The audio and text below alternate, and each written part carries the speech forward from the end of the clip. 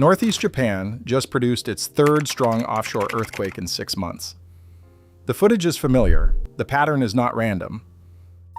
A magnitude 6.3 earthquake hit off the coast of Miyagi Prefecture at 8:22 p.m. local time on Friday, May 15, 2026. Japan's earthquake early warning system fired before the shaking arrived on shore. Maximum intensity, lower 5 on the Japanese seismic scale, recorded in Tome City and Osaki City. The epicenter sat 50 kilometers off the Miyagi coast. The depth was 50 kilometers within the subducting Pacific plate, not at the shallow megathrust interface that produces the trench's most destructive tsunami. Shaking spread across the northeast. Shindo 5 lower in Miyagi, Shindo 4-3 across Iwate, Fukushima, Akita, and Yamagata. Tokyo, 300 kilometers south, registered Shindo 2. This is the trench that has produced 4 earthquakes above magnitude 7.5 in the past century. 1933, Sanriku, magnitude 8.4, 3,068 killed by the tsunami. 1968, Tokachi-oki, magnitude 7.9. 1994, Sanriku-oki, magnitude 7.7.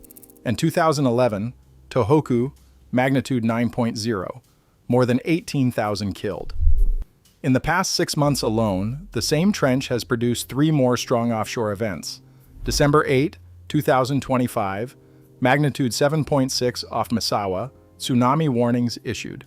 April 20, 2026, magnitude 7.7 off Sanriku, tsunami warnings issued. May 15, 2026, magnitude 6.3 off Miyagi, no tsunami warning issued. But here is the detail that tells the real story. What is almost nowhere reported is that after the April 20th Sanriku earthquake, the Japan Meteorological Agency issued a large-scale earthquake caution. Only the second time in Japan's history this advisory mechanism has been used. The first was December 2025, after the Misawa quake. The May 15th quake comes 25 days into the post-advisory period, in a country where the Prime Minister has already publicly asked citizens to prepare for a possible magnitude 8 or larger event. The pattern is real. The advisory has expired. The plate has not slowed down. The question is what it means when one of the most monitored subduction zones on Earth produces its third strong offshore quake in 6 months. This is what JMA observed on Friday evening. EEW works on a physics race. When a fault ruptures, it produces 2 seismic waves. The P wave, primary, travels faster but causes less damage. The S wave, secondary, travels slower but produces the destructive shaking. Coastal seismometers detect the P wave first, calculate location and magnitude in seconds, and broadcast an alert via television, mobile phones, and industrial systems before the S wave reaches inland communities.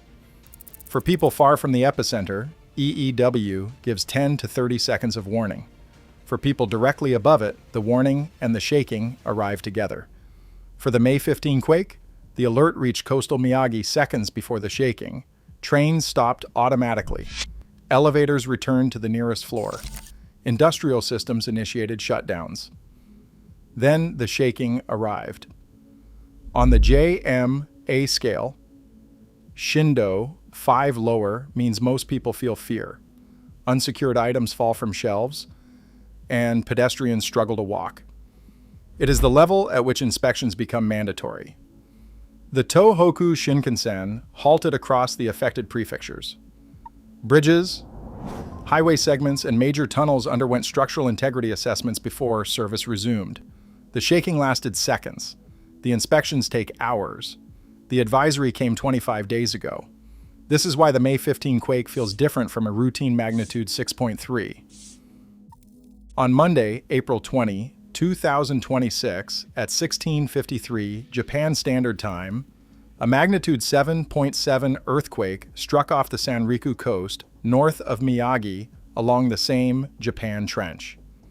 The depth was approximately 35 kilometers. The Sanriku quake triggered tsunami warnings for more than 180 towns and cities from Chiba to Hokkaido. Waves up to 80 centimeters were observed. Initial forecasts had predicted up to 3 meters. Tens of thousands were ordered to higher ground. Maximum shaking intensity reached Shindo 5+, one full step above what the May 15th quake produced. Then the Japan Meteorological Agency did something unusual. The agency cited an increased probability of a megaquake along the Japan Trench and the neighboring Chishima Trench. Estimated probability of a magnitude 8 or larger event in the coming days, approximately 1%. Worst case scenario, a tsunami wave up to 30 meters, 98 feet, from Chiba to Hokkaido. Prime Minister Sanae Takaichi acknowledged the uncertainty publicly, but asked citizens to act in line with the principle that one must protect one's own life. The advisory ran its 7-day window and was lifted. The underlying megaquake risk did not. This is the trench that does this.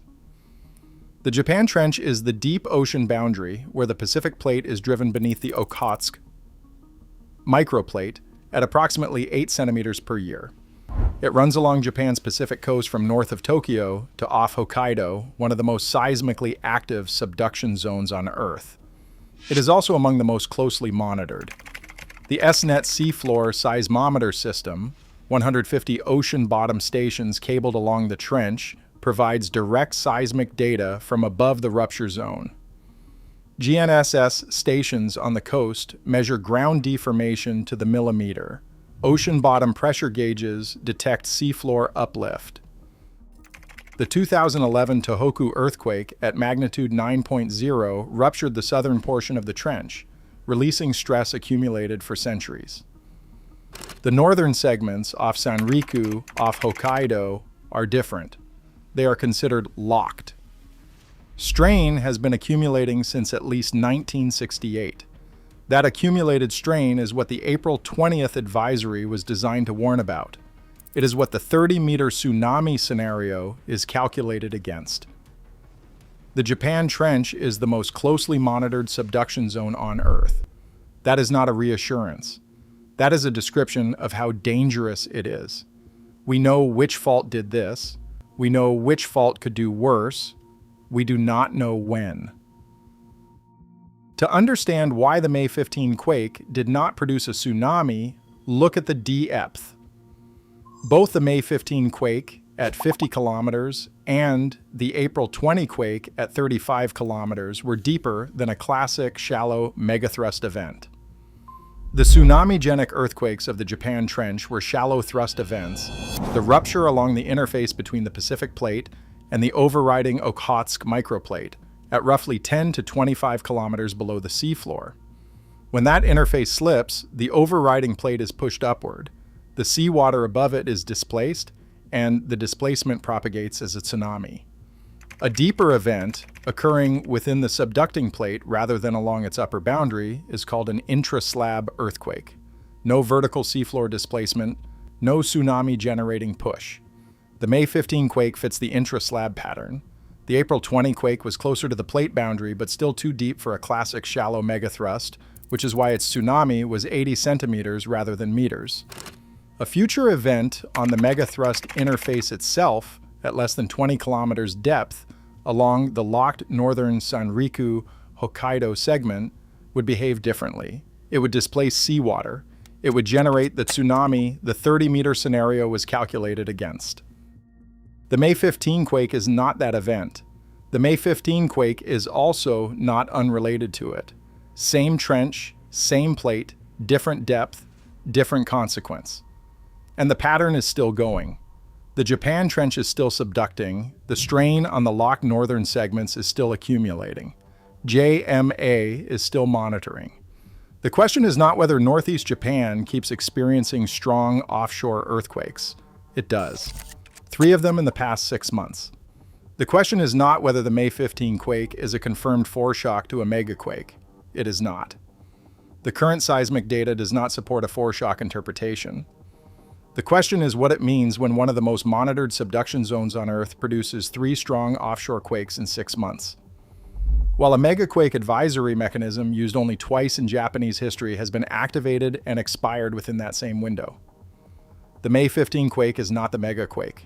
It is also not a coincidence. It is the third reminder in 6 months that this trench is doing what subduction zones do, accumulating, releasing, accumulating again, under instruments that have been waiting since 2011. The advisory has expired. The trench has not. The Pacific Plate is still moving at 8 centimeters per year. The next earthquake has not been scheduled. The Japan Trench does not schedule. If this story is worth telling, subscribe. We cover more of these every week.